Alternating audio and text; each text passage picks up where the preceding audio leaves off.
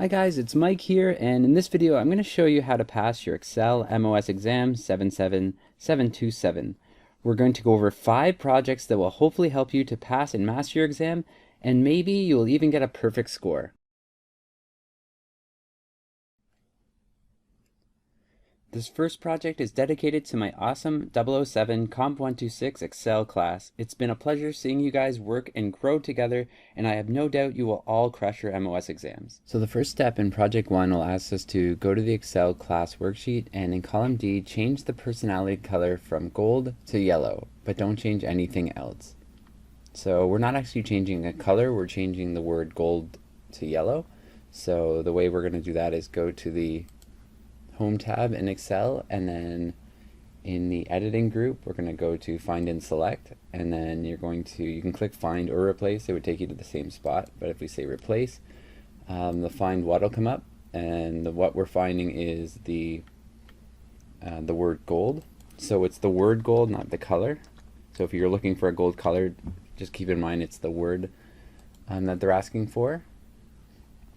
And then we're going to change the word gold anywhere in this worksheet to yellow, and then we say replace all, and then it's made 6 replacements, and that's exactly what we need for step 1.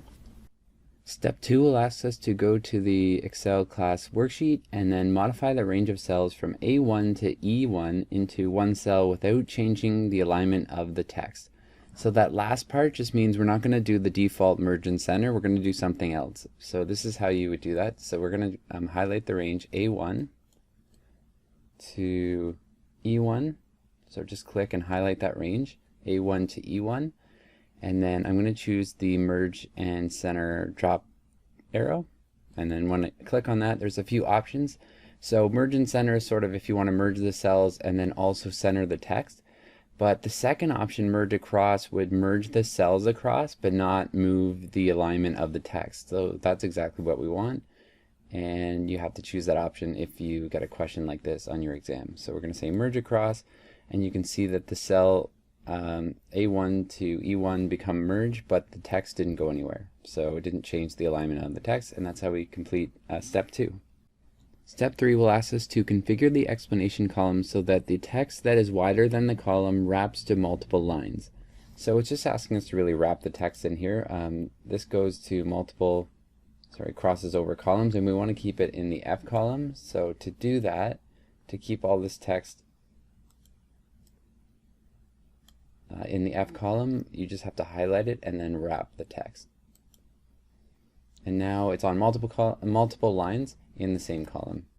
So step 4 is going to ask us to go to cell C2 and then enter a function that will calculate the total number of students in Mike's class. So for this one, there's a few functions that you might have to know for your exam. In this one, if it says a total number of, we're counting a number, so use the count function. If you're trying to get something like the total cost, that would be the sum function. So be careful with those. If it says total number, you're counting the number, so that would be count function. If you're trying to get a total of a number, like total cost, then we use sum. So that total word could either be count or sum, depending if it was total number or is it the total cost or something like that. So in this one it's special because we don't actually have numbers. The count function like this will only count numbers. So if it's just equal count, if you type equal count into cell C2, it'll only count numbers, and there's no numbers on this worksheet. So we actually have to use something called count A, and that'll just count the number of cells in a range that are not empty. So as long as the cell has a name in it, it'll count it, and that's what we're going to use to count the number of my students. Although on your exam you'll probably just get the count if you see the word total number. So, but in this situation we have to use count A, and it's going to count how many names are in the student column, and there's 28. So step 5 will ask us to go to cell C3 and then enter a function that will calculate the total number of students who have a green personality. So this sounds a little bit like the last function we put in, but we only want a fraction of the students that we calculated last time. So we only want, out of the whole number of students, we only want the ones who got a green personality type on their personality test. So that's called a conditional function, and it's a conditional count function. So you might get a conditional count function, average, or sum function, and If you want to see more functions, I'll put a link to a video below where I covered functions in greater detail, but we're just going to complete this step by using the equal and then CountIF function. So I'm going to say equal CountIF and then open bracket and click on the insert function button. So the CountIF is a little bit more simple than the AverageIF and the SumIF. It only needs two things, the range. So I'm going to look through all of these colors that my students scored on their personality test. And then the criteria is green. So it's going to look through that column with all the colors in it and then count how many scored a green personality. And you see a little preview, there's 12, and you just click OK. So step 6 is going to ask us to use a subtotal feature to calculate the number of students by personality color. Insert a page break after each change in color and display a grand total in cell D39. So just a few things about the subtotal feature. You do have to highlight the range first. And for this to work, your range can't be a table, and you also have to have one of the columns grouped into certain sections. You see this one is grouped into colors, so that works for us. But again, you probably won't have to organize that before doing the subtotal on your exam. It'll be there in a structured range, and all you have to do is highlight the range and then click subtotal. It wants us to, at every change in color, so there could be a few options, make sure it's color. It's asking us to count. In your version of the exam, you might have to do a sum if you're calculating numbers or getting like a total cost of something again. But this one wants the total number, and we're going to put it in the color column because it just makes more sense to put the subtotal there. Usually when you click on this, the page break between groups is not checked, so we just check that to have that last part that it's asking for, and then display the grand total in cell D39. So we press OK, and you see the it says blue count here, and then there's 4, so it'll count for us how many students fit each personality color, and the grand total is in cell D39, and that is it for project 1. The second project is all about coffee, because who doesn't love coffee? Well, what are you drinking, Avery? Maybe my son Avery. Don't. Oh my god. Sorry. So task 1 on project 2 will ask us to go to the espresso worksheet and apply a glow orange 18-point accent to picture effect to the coffee image. So to do that, we'll go to the worksheet and then we'll click on the image first, and then this picture format tab will pop up. We're going to click on that, and then it says in the picture effects, so that gives us a clue to what we're looking for. So it's the picture effects drop arrow we have to click, and then it's a glow style, so you might have to go to more glow colors if you can't find the one that you're looking for, but ours is right here, and if we hold our mouse over top, that should show us the name, glow 18-point accent 2, and that's the one we want, so we'll just choose that. Step 2 will ask us to add a new worksheet named Future Sales to the workbook. So for that one, you go to the bottom of the workbook and you click on this plus sign, and then once it says new sheet, sheet 1 should pop up as a new sheet, and then we're going to just right click on that tab and just click rename, and that's where you just type in whatever is in the quotation marks. Don't type the quotation marks on your exam, so remember to type in future sales, press enter, and then that's it for step 2. So step 3 will ask us to change the tab color of the espresso worksheet to orange accent 2 darker 25%. So for that one, we have to click on the espresso worksheet, and then I'm going to right click with my mouse, and the tab color arrow pops up, and here are all our tab colors. We have to find the orange accent 2. That's this column, but we have to go one down for the darker 25%. So for your exam, you should kind of know where things are. So if it says lighter 80%, that's higher on the column. And if it's if it says darker 25% or darker 50%, it's towards the bottom of these theme colors. So this is the one we're looking for. I'll click on that, and then if we click away, you can see that the worksheet now has that new color that we added. Step 4 will ask us to change the sales worksheet so that the data is available but not visible. So that just means hide the worksheet. And you can do this really simply by just clicking on the worksheet and then right-clicking with your mouse and then clicking hide.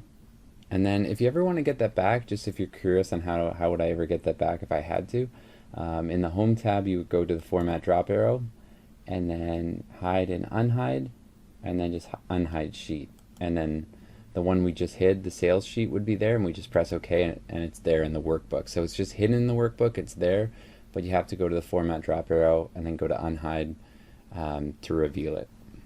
So step 5 will ask us to locate and remove personal information from the workbook. So that's sort of in the backstage view of this workbook. So you go to the File tab, you click on that, and then if you go to Info, this is one of those check for issues options, and then you're going to click Inspect Document, and it's going to say yes. This is a nice question because it comes up on your PowerPoint, Word, or Excel exam. You might have a question like this, so it's good to know for all of them. And then when I click Inspect, here's the group that we're looking for. It says Document Properties and Personal Information. We're going to say Remove All. And then once we've done that, we've completed our step, and then we just have to close this dialog box. So that's it for step 5. So if you know me, I'm a big Harry Potter fan. This is me with my Harry Potter merchandise. And even though I didn't love the new book that came out, I do love all 7 of the Harry Potter books.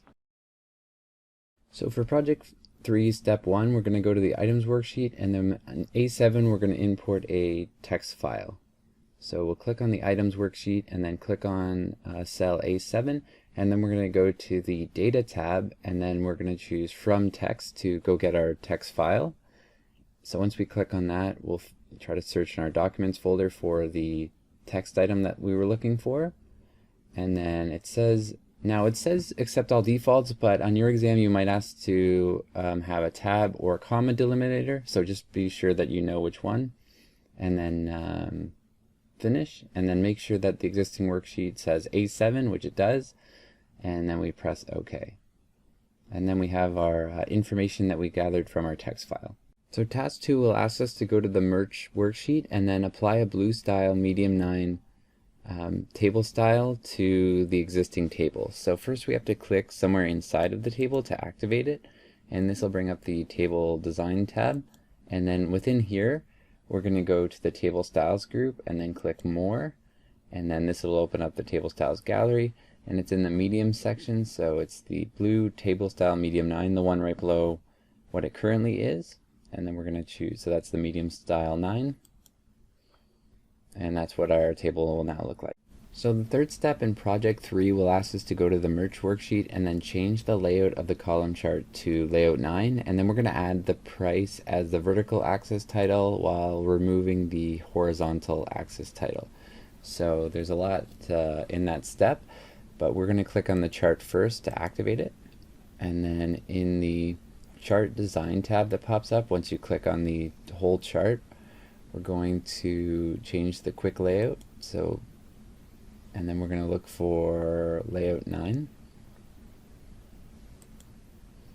and that's the one. So it changed a little bit, and then we also have to add price as the vertical axis title. So there's no if there was no title added, we would click this one, and then you see that the vertical axis title pops up here, so we can just rename that.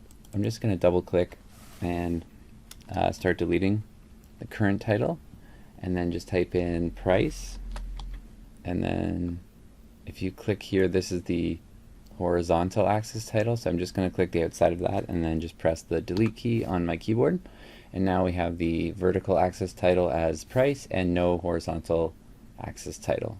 So if you ever want to add add elements to your chart, click on the plus green sign, and that's the chart elements, and that'll allow you to add or remove chart elements like we just did. For step 4, we're going to move the chart on the sales worksheet to a chart sheet named Chart Sales. So we're going to make it its own worksheet, but it's a chart sheet. So I'll show you what that looks like and how you would do that. So on the sales worksheet, we're going to click on this chart, and then you see the chart design tab that pops up. There's this option here in the location group called Move Chart. So there's there's two ways you can move a chart. You can move it to a different worksheet, which would be the Object In option, or you could make it its own chart sheet. So if it says make it its own, like make a new sheet from this chart, or make it its own chart sheet, then that's the option you choose. So new sheet, and then we also have to name this new chart sheet as chart sales.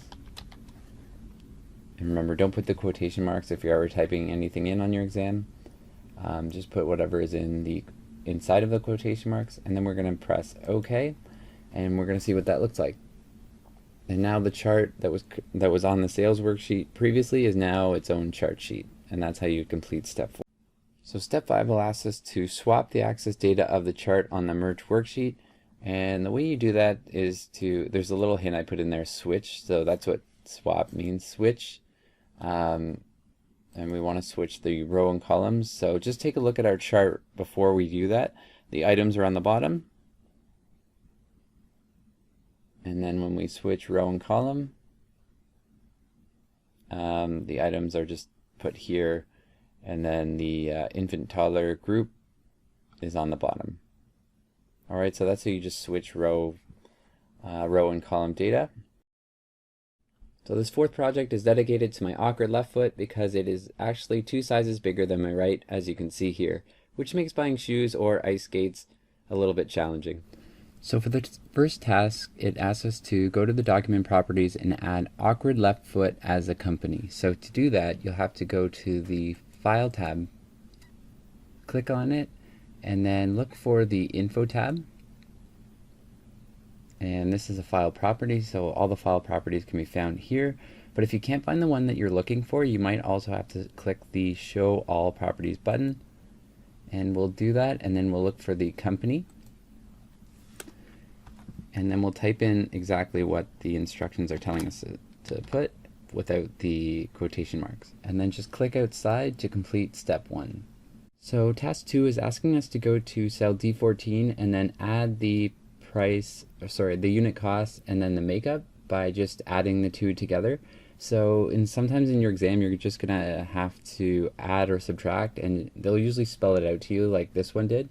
But there's also a little bit more of a challenging step at the end because we have to copy the formula without changing the fill color of the cells. So I'll show you what that looks like. So this first part is just simple addition. You could do equal sum, but I'm just going to add them. In your test you might have to add or subtract. So not a lot of these questions on your exam, but they could appear. So just simple operations, either adding or subtracting. And then I'm going to use the autofill handle to drag this down, and watch what happens. Something a little bit challenging in this last part of the step. So when I drag this autofill handle down and then I release it to copy the formula to the other cells, the formatting goes away. So you see it doesn't really match with the banded rows here. Every row is the same color, unlike the other columns.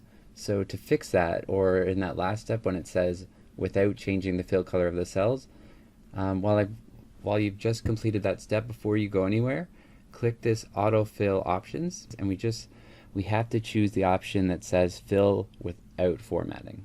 So it's going to copy that formula down but not change the color of our cells, and that's what we want. So when we click on that, the table goes back to normal and we have our numbers.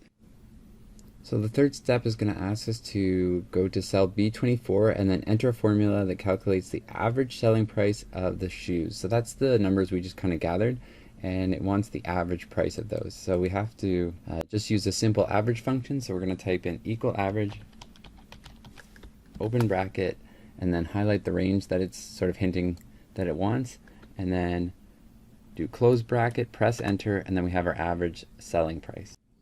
The fourth task is going to ask us to move the shoe sales worksheet in between the sheet 2 and sheet 3 worksheets. So to do that, we would just take our mouse and then just click and hold on the shoe sales tab, and then just kind of drag it over in between. You see that little indicator, that arrow indicator, and then just drop it. So release the mouse, and now we've completed task 4.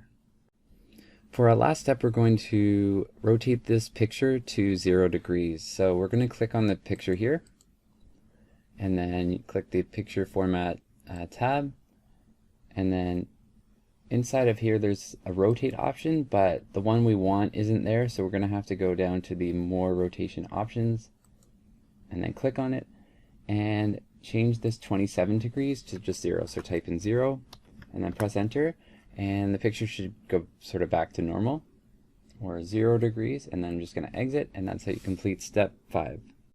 This 5th project is dedicated to an auto gallery, specifically a motorcycle auto gallery. I love motorcycles, but my wife would kill me if I ever got one.